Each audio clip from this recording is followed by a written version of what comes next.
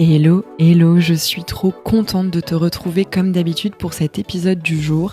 Surtout qu'aujourd'hui, on va vraiment parler d'un sujet controversé. Et pour moi, c'est hyper important de remettre l'église au centre du village sur ce domaine de développement personnel, de spiritualité qu'on entend dans tous les sens, où il y a des informations aussi loufoques les unes que les autres, et de revenir à ce qu'on connaît, à revenir à quelque chose de tangible, à savoir le rôle de notre système nerveux dans tout ça. Et donc c'est pour ça que cet épisode, je l'ai appelé sur ce que personne ne te dit sur le travail sur soi et le rôle de ton système nerveux.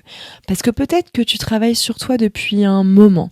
Le journaling, même les affirmations positives, la thérapie, les méditations, voilà, que sais-je.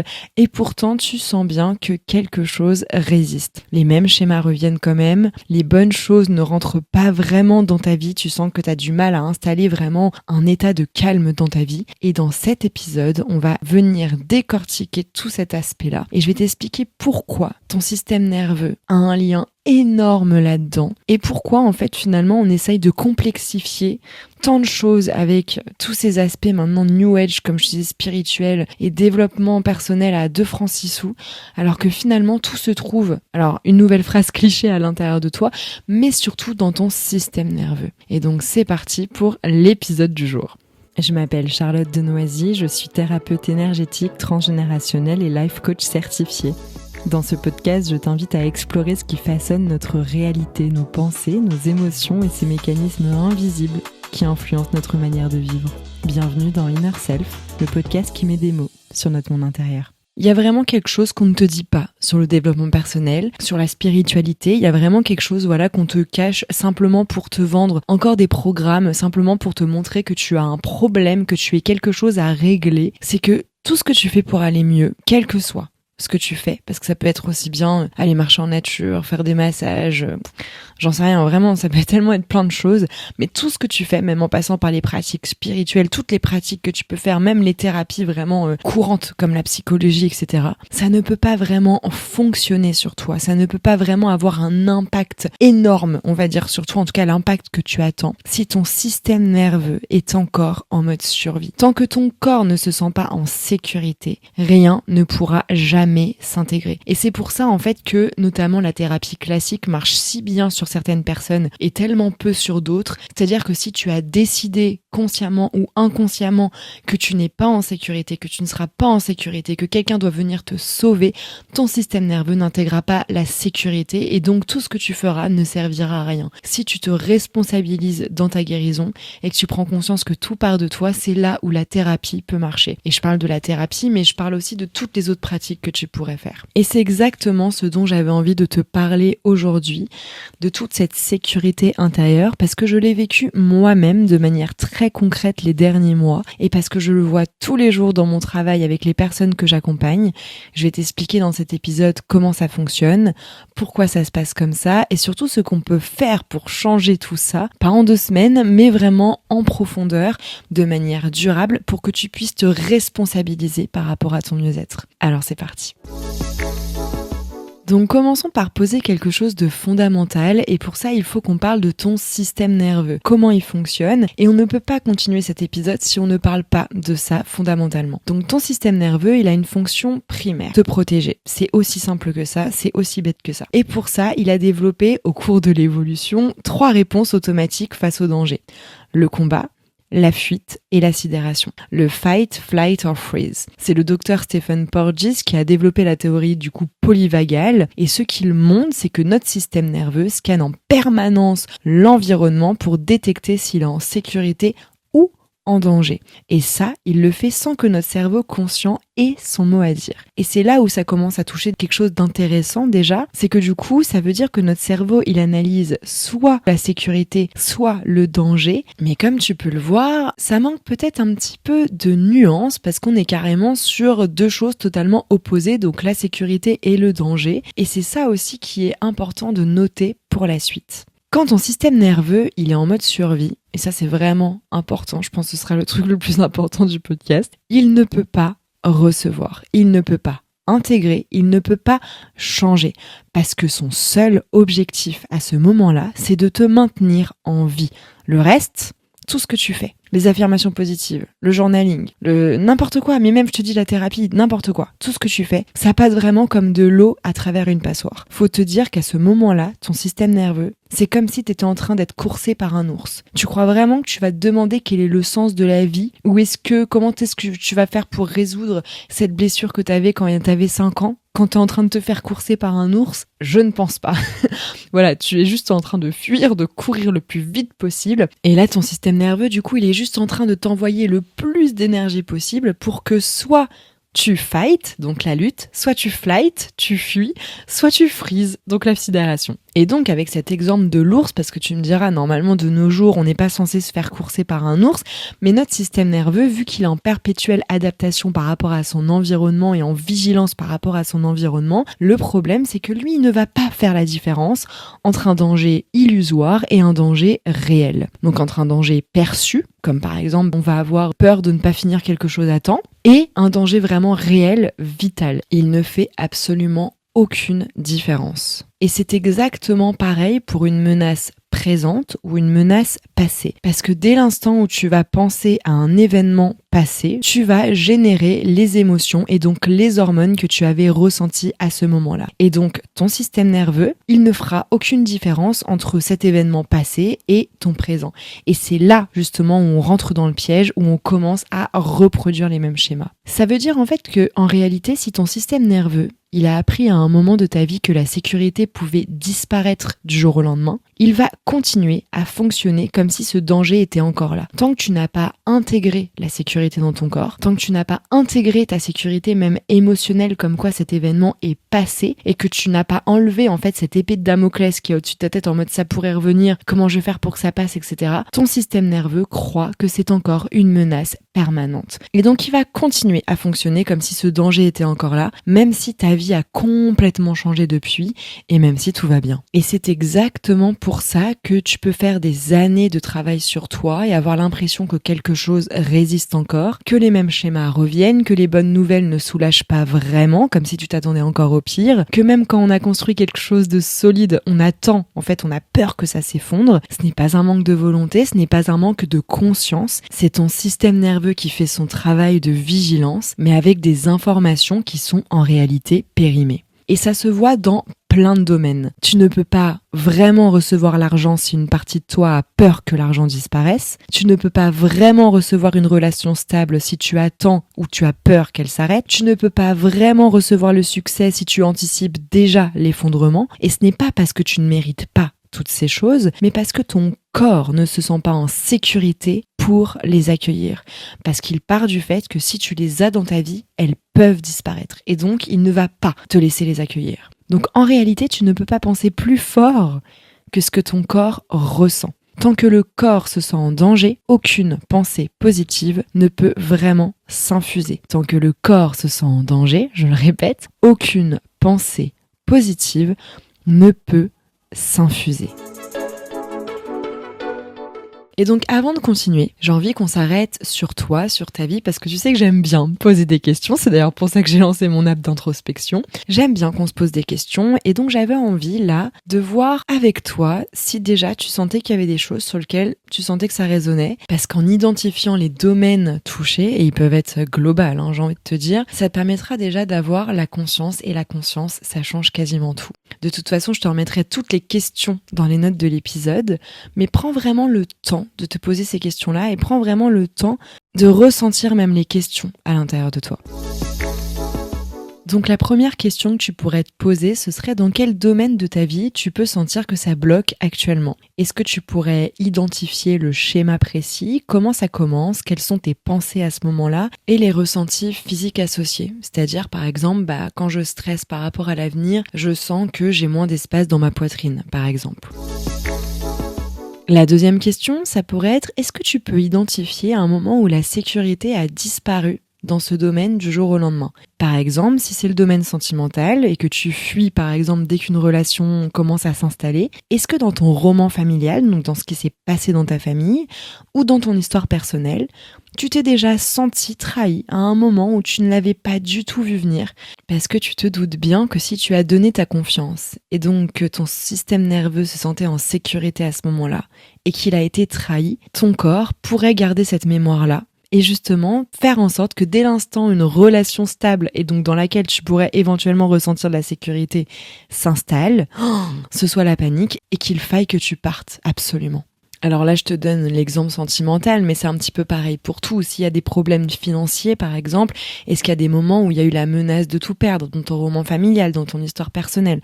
Voilà, essaye vraiment d'aller jusqu'au bout du ressenti, jusqu'au bout, en fait, de ce que tu sais pour un petit peu faire la carte de tous les sujets concernés. Et la troisième question, ça serait quand une bonne nouvelle arrive, est-ce que tu arrives à la recevoir vraiment? Ou est-ce que tu sens que quelque chose en toi cherche déjà la prochaine menace?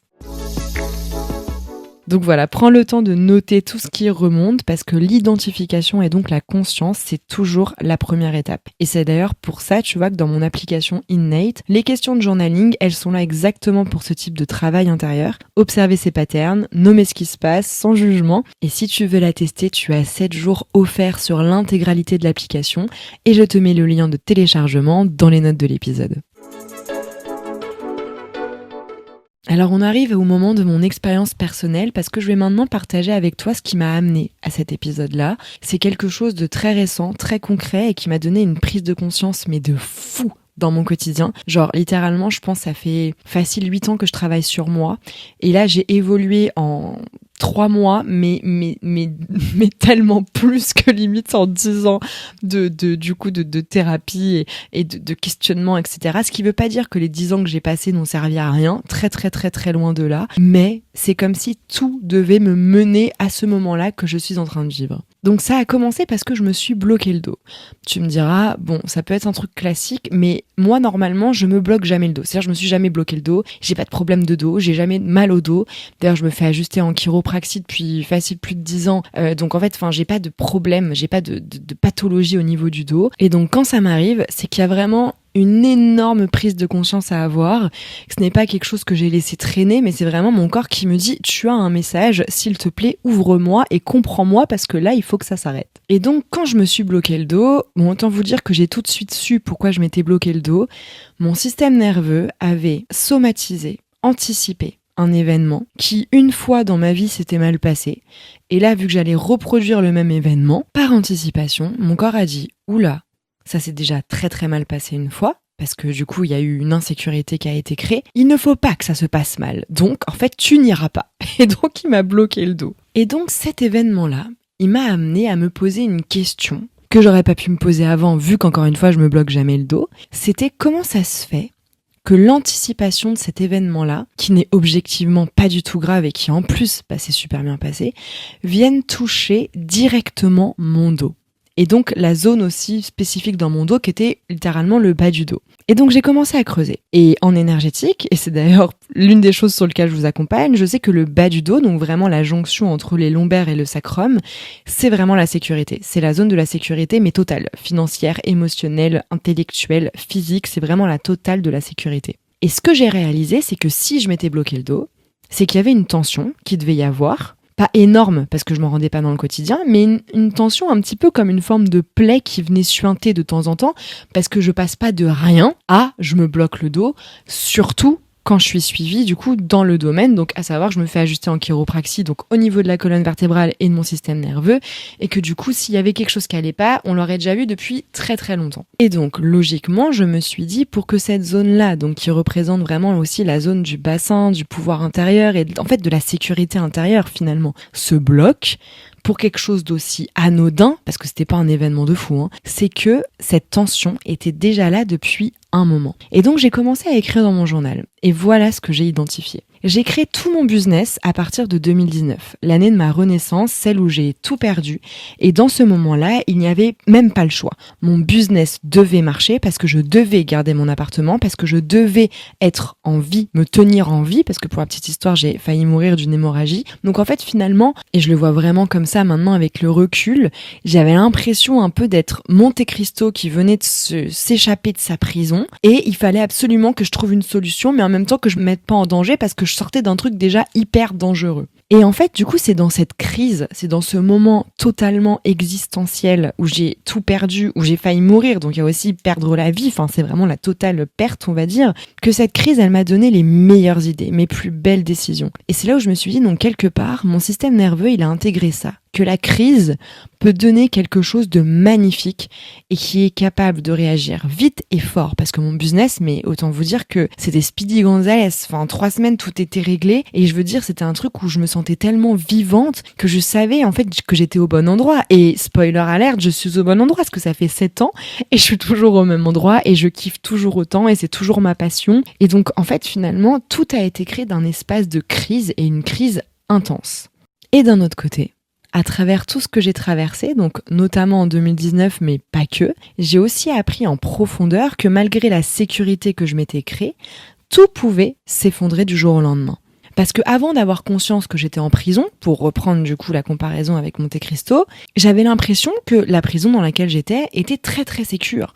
En fait, j'avais un truc où je m'étais créé une vie totalement illusoire et pour moi, c'était ma sécurité. J'avais toujours pas compris que c'était pas ce que je voulais, etc. J'étais encore full dans les conditionnements, full vraiment aveuglée en fait par mes peurs, en fait, littéralement. Et donc, cette sécurité, qui est totalement illusoire parce que mon système nerveux ne l'était pas, mais il avait l'impression d'y être, elle s'est effondrée du jour au lendemain et en plus, elle s'est effondrée du jour au lendemain et j'ai failli mourir. Donc, il y a vraiment eu la totale en fait où tout s'est effondré du jour au lendemain de vraiment, tu peux tout perdre. Tu peux perdre du coup la personne avec qui t'es, tu peux perdre tes amis, tu peux perdre ton appartement, parce que forcément si t'es plus avec la même personne, tu peux aussi perdre ton appart, tu peux perdre la vie. Et donc en fait, mon système nerveux avait intégré que être en sécurité ne veut pas dire être en sécurité permanente. C'est-à-dire, en gros, si je reprends la comparaison avec Monte Cristo, tu t'échappes en fait de la prison, mais à tout moment tu peux retourner en tôle.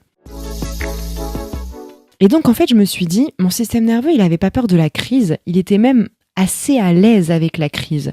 C'est la sécurité qui lui faisait peur parce que la sécurité dans son expérience et donc dans mon expérience, c'était quelque chose qui pouvait disparaître. Donc à quoi bon essayer de créer quelque chose qui peut disparaître et qui peut te remettre en insécurité? Autant rester en insécurité tout court sans faire les montagnes russes en fait finalement.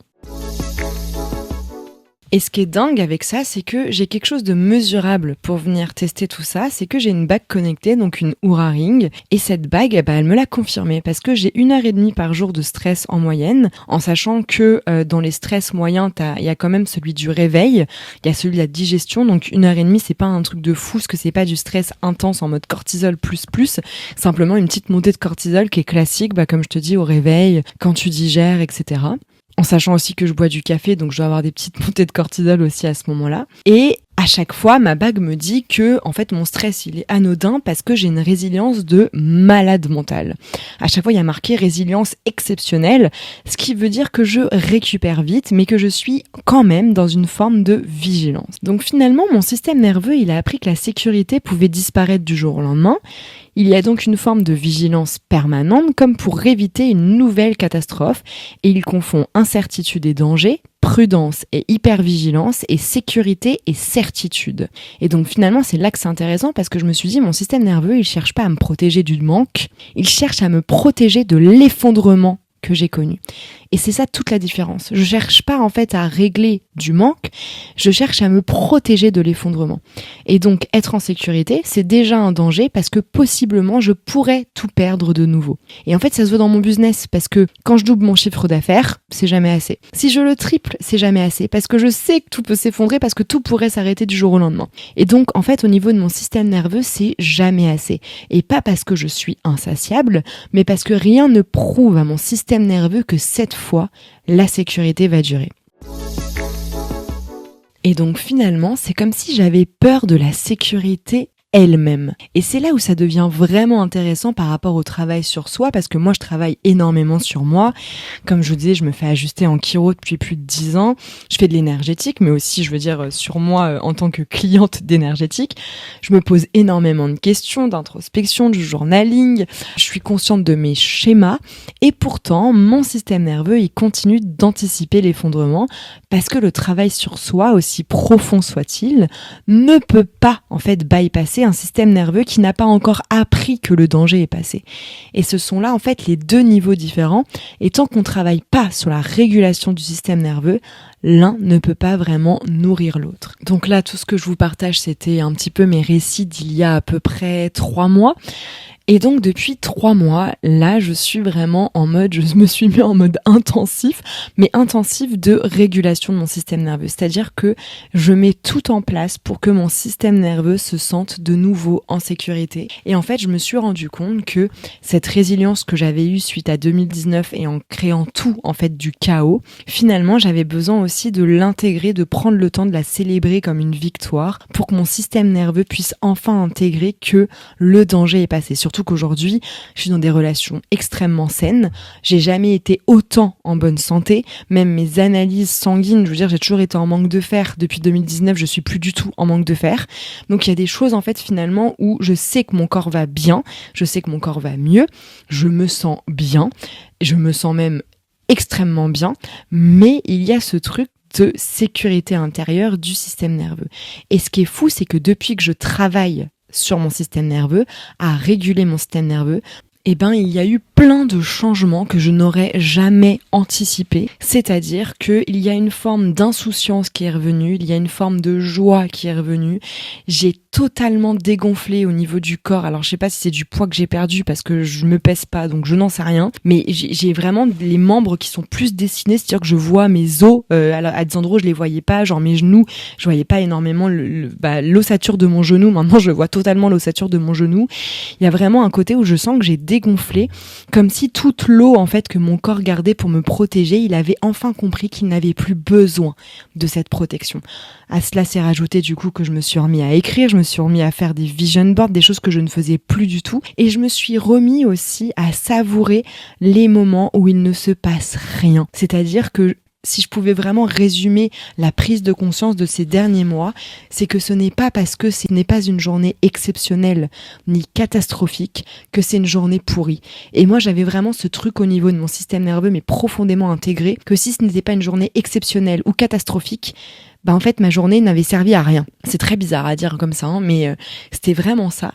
Et là, ça fait plusieurs mois en fait que je savoure mais les petites choses en fait de la vie, mais ça paraît bête, hein, mais en fait tout a changé. C'est-à-dire que ma vie n'a pas changé, mais dans ma perception des choses, il y a juste l'absolument entièreté de ma réalité qui a changé. Alors vous allez me dire, Charlotte, t'es sympa de nous avoir partagé tout ton récit, mais maintenant on veut les tips, parce que moi aussi je veux réguler mon système nerveux, et je comprends, et crois-moi bien que je ne vais pas te laisser comme ça sur ta faim, je vais te partager maintenant, concrètement, tout ce que tu peux faire si tu as besoin, toi aussi, de travailler sur cette sécurité intérieure, si tu as besoin de la ressentir. Je vais te partager maintenant tout ce que j'ai mis en place, et qui manifestement a marché, et que je vais continuer de mettre en place. Alors déjà, je vais être honnête avec toi, c'est qu'il n'y a pas de solution miracle. T'attends pas à un truc en 5 étapes, en mode étape 1, j'en sais rien. Je sais pas quoi dire, mais voilà, étape 1, machin, pas du tout. Là, pour réguler ton système nerveux, ça va être vraiment de revenir à de la présence. Donc c'est un travail de longue haleine, c'est pas un entraînement, et c'est quelque chose qui se fait dans le corps et pas du tout dans la tête. Donc c'est pour ça qu'il n'y a pas de ligne directrice parfaite, ça va vraiment être dans les ressentis. Donc la première chose, ça va être d'identifier ton schéma. Dans mon cas, le schéma, c'était clairement événement qui crée un stress, qui crée une action, qui crée un soulagement, qui crée une recherche du prochain danger. Et jamais vraiment recevoir la sécurité que cette action vient de créer.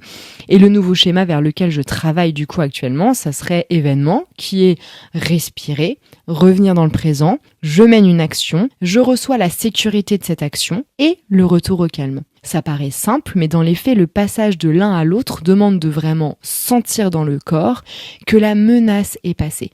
pas juste le savoir, mais le ressentir.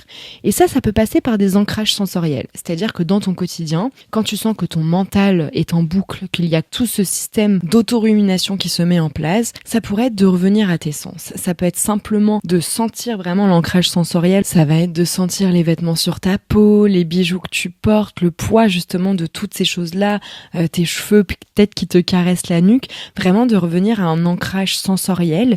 Et également, quelque chose que je mets en place depuis quelques semaines, c'était dès que je sens aussi que mon mental commence à aller dans des projections, je trouve quelque chose dans mon environnement direct, donc quelque chose vraiment que j'ai sous les yeux, qui m'apporte de l'apaisement. Ça peut être n'importe quoi, une lampe, un rideau, mon chat quand je l'ai sous les yeux, mais n'importe quoi, même dehors, ça peut être un arbre, un banc, voilà. Mais dès l'instant en fait où quelque chose va m'apporter de la sécurité, ça peut m'apporter de la sécurité parce que simplement je trouve cet objet beau, et donc du coup la beauté personnellement, moi ça apaise mon système nerveux. Si vraiment je vais pas bien, je vais dans un endroit que je trouve beau et tout de suite ça va mieux. Genre ça c'est vraiment un truc que j'ai remarqué. Mais ça va vraiment être un ancrage sensoriel de qu'est-ce que là actuellement j'ai sous les yeux ou devant moi qui me met en sécurité et qui peut me permettre justement de ne pas retourner dans le trauma du passé ou l'anticipation de l'après, parce que in fine, là actuellement tout va bien. La deuxième chose que je mets en place, ça va être apprendre à recevoir les preuves de sécurité. Dans mon cas, j'ai des demandes de booking quasiment tous les jours, donc des clientes fidèles, une liste d'attente, et pourtant mon système nerveux, il ne prend pas ça comme une preuve de sécurité. À tout moment, à chaque fois dans mon business, je me dis putain, ma plus grande peur, c'est que ça s'arrête du jour au lendemain. Parce que j'aime tellement mon business, j'aime tellement ce que je fais, j'aime tellement en fait la personne que je suis en train de devenir, que j'ai juste peur que ça s'arrête parce que simplement j'y tiens. Un petit peu comme tomber amoureux, c'est limite le truc le pire parce qu'on a peur que la personne disparaisse dans notre vie, alors qu'avant quand on n'était pas amoureux d'elle, en fait on s'en fout.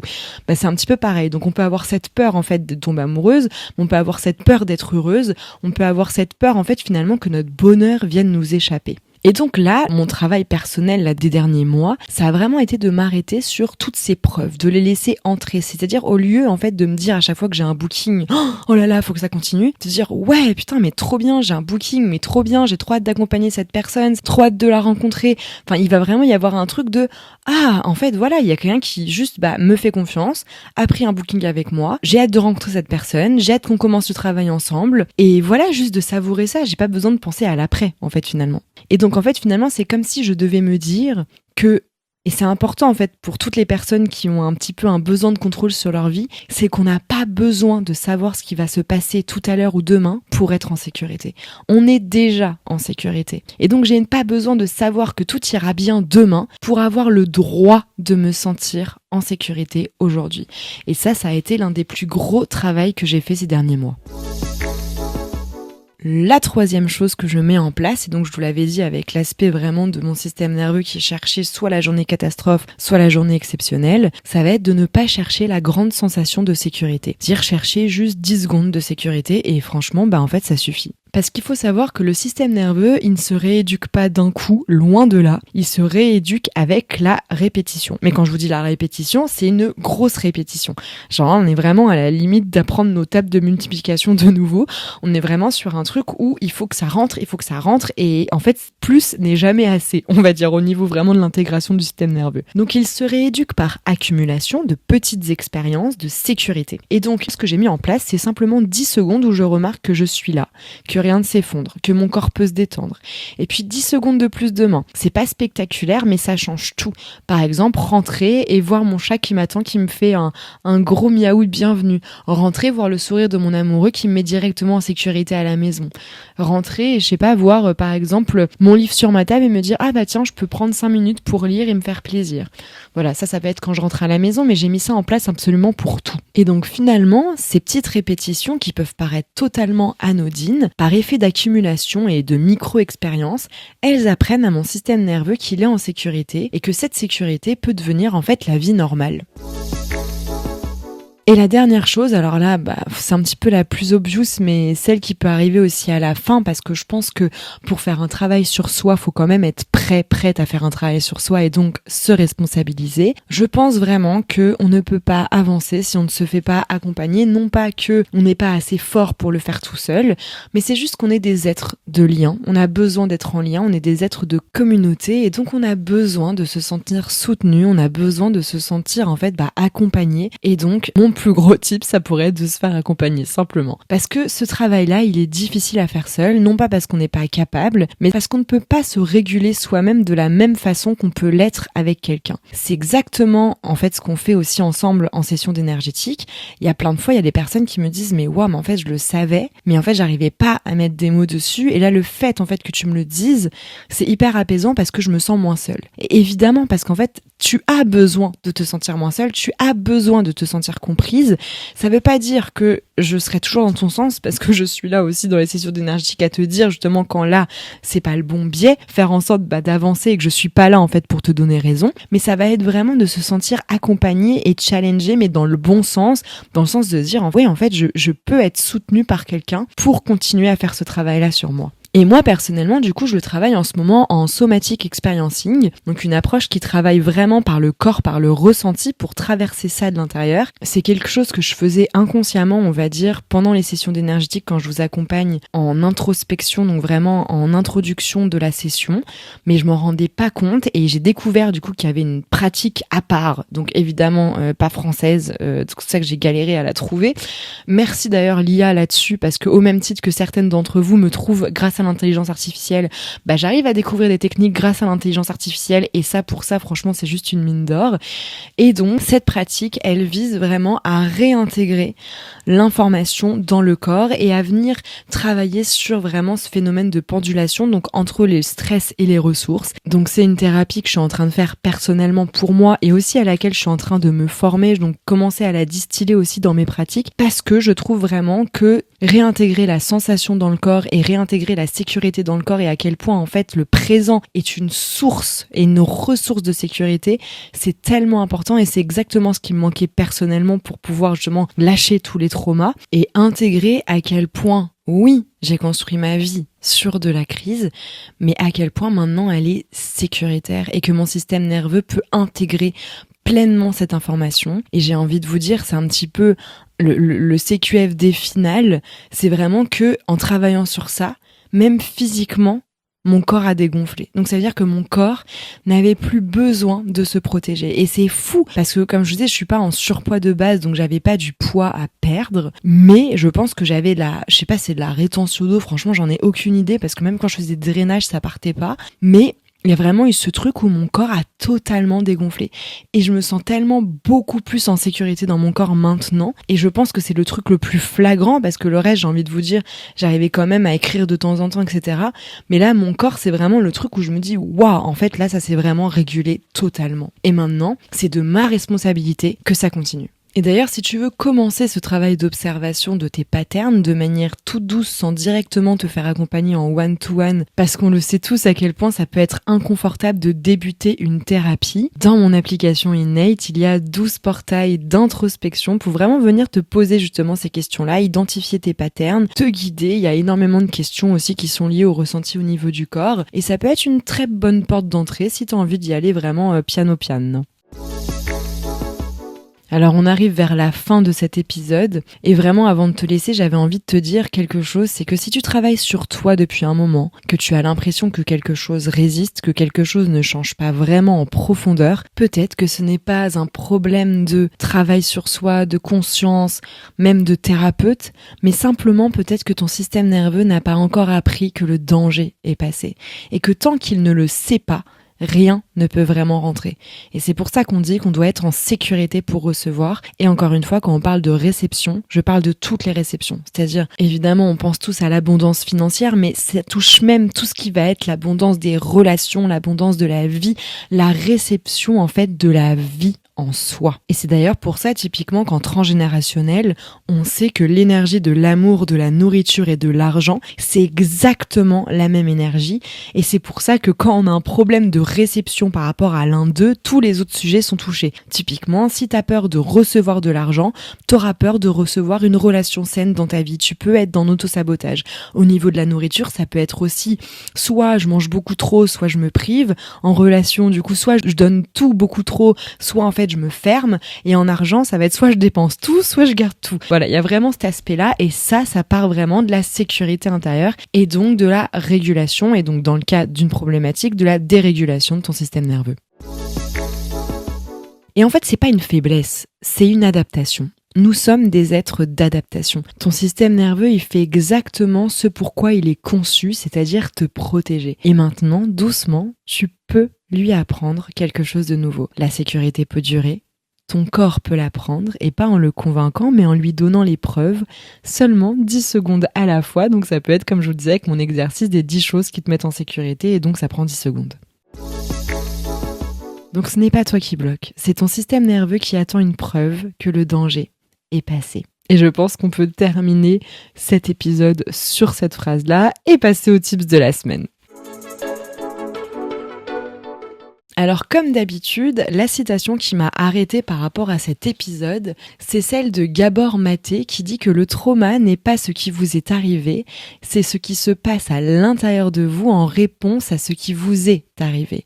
Et je la trouve encore une fois tellement juste par rapport à ce qu'on a exploré aujourd'hui, parce que souvent on cherche à identifier l'événement, qu'est-ce qui m'a traumatisé, qu'est-ce qui s'est passé, alors que ce qui compte vraiment c'est la réponse intérieure à cet événement, ce que le corps a enregistré, ce qu'il a décidé de faire pour se protéger, et c'est là en fait qu'on doit aller chercher. C'est exactement pareil que lors de vos visios de libération transgénérationnelle. Il y a plein de personnes qui me contactent en me disant je connais pas énormément de choses de ma famille, est-ce qu'on va pouvoir quand même travailler? Mais en fait moi j'ai pas besoin de savoir tout ce qui s'est passé dans votre famille, vous avez pas non plus besoin de savoir tout ce qui s'est passé dans votre famille. Le principal c'est aussi ce que vous avez observé. Rien que ce que vous avez observé et donc tous les mécanismes de défense que vous avez mis en place par rapport à ce que vous avez observé est suffisant pour travailler le transgénérationnel, en tout cas avec ma pratique.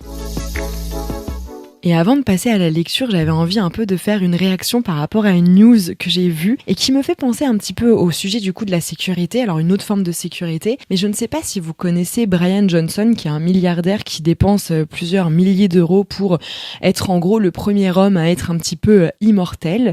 Et en fait ce qui est assez dingue c'est que alors ce mec là en plus de s'infliger une hygiène de vie qui est juste limite inhumaine justement, on lui a découvert une maladie auto-immune. Et en fait je me suis dit mais c'est assez dingue. Alors les rageux on dit karma, mais en fait moi j'ai vraiment une hypothèse. Après voilà, je sais pas si j'ai raison, je sais pas si j'ai tort, enfin voilà, je ne sais pas, c'est mon hypothèse, mais je me dis en fait que vu qu'encore une fois on est des êtres d'adaptation, peut-être que justement à force de vouloir trop contrôler, tout être parfait, son système il avait tellement plus en fait de danger, dans le sens où vraiment justement il a été tellement plus sujet au danger que finalement, en fait, il a pris ça comme une erreur un peu de logiciel et donc il s'est retourné contre lui. Parce qu'une maladie auto-immune, c'est vraiment ça, c'est tout ton système qui se retourne contre toi. C'est ton corps qui se retourne contre toi. Et donc je me dis, vu que dans tous les cas, le corps, il est habitué à être soumis aux microbes, par exemple, un enfant, il va se faire son système immunitaire en tombant malade quand il est petit, typiquement, je me dis, en fait, ce mec-là, il a tellement tout coupé. Il a tellement voulu avoir une vie limite de robot que finalement c'est peut-être ça qui l'a mis en danger. Et c'est pour ça que moi je pars du fait vraiment qu'on n'est pas des personnes à réparer, on n'est pas il y a rien à réparer, on n'est pas cassé. C'est simplement de faire en sorte d'aller mieux, mais le mieux il est aussi outre mesure. C'est-à-dire que si tu fais quelque chose qui objectivement te permettrait d'aller mieux dans le sens où tu aurais une meilleure hygiène de vie, mais que ce truc-là tu sens que tu l'aimes pas, justement ça te met pas en sécurité, t'aimes pas ça, en fait arrête. Typiquement, les Miracle Morning, là, si t'es pas du matin, en fait, ton système nerveux, ça le mettra pas en sécurité que tu te lèves à 4h du mat et que t'écris dans ton journal, t'es pas du matin. Donc en fait, juste arrête, ça ne sert à rien. Le but, c'est vraiment de retrouver aussi ton propre rythme, ta propre sécurité. Et ta propre sécurité, elle peut aussi bien passer par te dire, je me fais mon petit gâteau du dimanche, parce qu'encore une fois, c'est avec modération, alors que c'est pas un truc ultra sain, à évidemment quelque chose, une pratique qui peut être de la respiration, de la méditation, qui sera sociétalement mieux vue. Enfin, remarque, quoique, voilà, on s'entend. Mais voilà, un aspect un peu plus naturel, on va dire. Ce qu'il faut te dire vraiment, c'est que on n'est pas là pour être dans l'outrance, on est là pour être dans la présence. Et dans la présence, il y a la sécurité. Voilà, c'était la petite aparté news, mais sur laquelle je voulais réagir parce que ça arrivait il y a pas si longtemps que ça. Et je me disais qu'après, je pense que je vais oublier et je voulais parler quand même de mon hypothèse. Donc la lecture par rapport à cet épisode du jour, ce serait vraiment un livre que je vous recommande énormément. Mais alors petite rigueur, par contre, warning, c'est un livre qui est compliqué dans le sens où c'est un livre qui, si vous êtes sujet d'un trauma, attention, parce que il y a quand même énormément de plusieurs évocations de trauma, etc. Donc ça peut être un livre un petit peu trigger. C'est Le corps n'oublie rien de Bessel van der Kolk, j'espère que je le prononce bien. C'est un livre sur le trauma, mais c'est surtout un livre sur comment le corps garde en mémoire ce que l'esprit a mis de côté. Et si vous vous reconnaissez dans tout ce que j'ai décrit aujourd'hui, l'hypervigilance, l'attente de l'effondrement, la difficulté de recevoir la sécurité, ce livre, il pourrait vraiment vous éclairer. Il est dans ma bibliothèque depuis longtemps, je le relis de temps en temps et il est tellement pépite. Mais par contre, voilà, c'est une lecture un petit peu difficile parce que on explique des traumas, on explique comment le corps a réagi à ce trauma-là, donc ça peut être un petit peu trigger, donc un petit peu warning là-dessus. Et une pratique, ce que j'aime bien finir avec la petite pratique du jour, c'est un exercice en plus du coup en lien avec l'épisode du jour. En ce moment, une fois par jour, idéalement le matin ou le soir, je prends 30 secondes pour me poser cette question dans mon corps et pas dans ma tête, c'est important. C'est là maintenant, est-ce que je suis en sécurité ? Et souvent, du coup, la réponse est oui. Et je laisse cette réponse entrer vraiment dans mon corps. Vraiment, je la laisse. Alors parfois c'est 30 secondes, parfois c'est 1 minute. Mais je me dis, ok, là en fait, oui, je suis en sécurité. Mais qu'est-ce que ça fait dans mon corps ? Et généralement, j'ai des sensations. Par exemple, je sens que ma gorge, elle s'ouvre, que ma poitrine, elle s'ouvre. Je sens que j'arrive à mieux respirer, que mon bassin, il prend plus de place parce que je suis plus ancrée, donc plus présente du coup. Il y a vraiment ce côté-là d'apprendre à ressentir et à faire pause. Parce qu'en fait, on peut se dire, ouais, je suis bien. Ouais, non, mais attends, pousse. Qu'est-ce que ça fait d'être bien dans ton corps là ? Et ça vraiment je m'efforce de le faire depuis, je crois que ça fait facile 2 mois et demi là que je le fais. Et honnêtement ça me fait un bien fou en fait. Et tous les jours justement dans mon mood tracker, dans mon app, je mets aujourd'hui l'exercice c'était là et donc dans mon corps c'était là. Et j'adore en fait, j'adore vraiment voir à quel point la sécurité du coup est présente dans ma vie.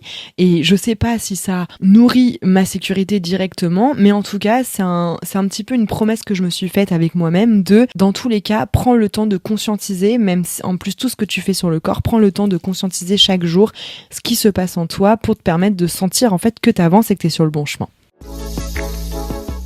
Voilà, c'est terminé pour l'épisode du jour.